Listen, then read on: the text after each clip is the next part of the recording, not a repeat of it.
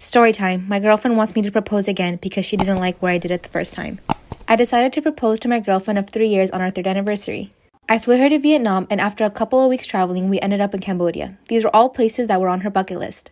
After a long day of hiking in the heat through ruins, we retired back to our hotel, and when we were alone together, I proposed and she said yes. She took a shower, and I laid in bed thinking what an amazing day I just had and how I would get to spend the rest of my life with the woman I loved.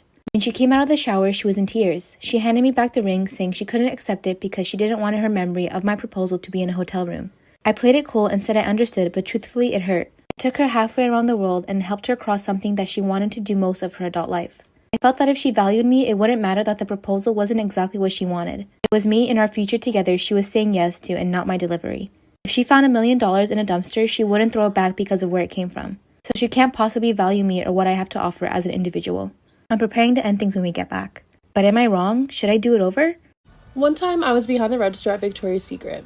This customer walks in and immediately everybody spots her as a red flag. She's just picking up items, throwing them in her bag, not looking at sizes, not looking at colors. So everybody's like, everyone's on their walkie like, watch this customer. She's coming to the fitting room. She's headed to the cash wrap. Somebody get her. Check her ID. Get her. Get her. She has a bag full of stuff. And guess who gets her at the register? Me. So she comes to my register and she dumps out her stuff and we're having a regular conversation. Hi, how are you? Yada, yada, yada. Her total comes up to probably between $700 to $900. It was expensive. My manager is at the register next to me talking to me on the walkie.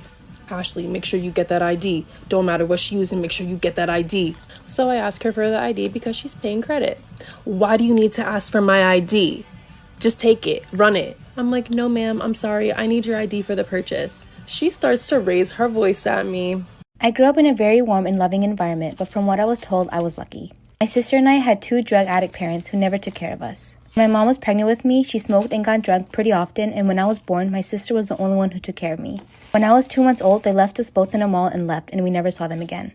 An old couple found us and contacted the police and eventually decided to adopt us. Today I'm 19 and my sister is 34. We're really close, but I still live with my adopted family and she lives about 20 minutes away. So a couple of months ago, a friend and I took a DNA test, and that's how I found out I have an aunt in the system. I immediately reached out to her and we agreed to meet in person, all without telling my sister a thing. We tried to figure things out, so I asked her if she has a brother or sister, and she told me that when she was 13, her older sister got pregnant while being drunk with her junkie boyfriend, and a month after giving birth, she ran away with the baby after some pretty intensive fights with their parents. They never found her, but stopped looking after a year and a half. When I saw the picture, I knew it was. After finding everything out, I told my aunt to please keep it a secret. I can't look at my sister in the eyes, let alone tell her I know the truth. After avoiding her for a week, I came to her house and I told her she needs to sit down because we need to talk. I told her about the DNA test and meeting up with my aunt, and that's when she confessed. She told me how she got very drunk at a party and slept with one of the jerks who does nothing but weed every day. She told me how her mom used to convince her father to try to talk her out of keeping the baby, and they were constantly fighting. When I was born, they told her on the spot that she brought shame upon the family and they will not help raise this baby in any way. After a couple of months of loaning from her friends and juggling between working, she decided to run away. She took us to the mall to keep us warm and we started crying. That's when the couple who adopted us now came to our aid. My sister jumped on the opportunity and came up with the story and an alias. She knew all along that her parents were looking for her. She wrote them a letter saying she's never coming back and they should stop looking. 2 years later, her father went on a quest to find her secretly. He met me a few times and I knew him as one of my sister's old friends from the park. He helped us a few times and apparently they would meet up once every 2 months secretly. I'm glad I got to know him at least before he passed away. This is why you should never leave the table when you're on a blind date. One of my best friends and I worked at the same restaurant. When I came in later that day for my shift, she told me a crazy story. She said that her first table were this guy and this girl, and she could tell they were on a first date. The girl was nervous, so she ordered a glass of wine. As far as she knew, the date seemed to be going well, and the girl got up to go to the bathroom. Right when my friend was about to come over and bring the silverware, she saw him put something in her wine. My friend, obviously terrified and freaking out, let our manager know, who then let the police know, and ran into the bathroom to tell her what was going on. The girl ended up staying in the bathroom until the police came, arrested him, and escorted him out of the building. It was noon on a Tuesday. You don't think you're going to be drugged at noon on a Tuesday. Once when I was around 6 or 7, my mom brought home some delicious chocolate and gave some to me. I loved the stuff and stole the bar that she had saved for my stepdad. He comes home and my mom can't find the chocolate. She asked me what happened to it. I blame the dog Duncan, knowing that he often eats things off the counter. I didn't know at the time that chocolate was toxic for dogs. My mom goes terribly pale and rushes Duncan to the vet, and he has to throw up. I felt terrible about this, and I thought it was because he stole the chocolate and was some form of punishment. So the next day she brings home more chocolate, and nobody told me that it was for Duncan's own good that he was taken to the vet. So feeling bad for doing this to Duncan, I gave him my chocolate, this time thinking he deserved it after taking one for the team. Later that night, my mom asked me how the chocolate was, and this time I decided to tell the full truth and explain that I gave the chocolate to Duncan this time as I felt bad for getting him in trouble yesterday. So after another late night trip to the vet, I was finally told that chocolate is toxic for dogs. Duncan was fine in the end.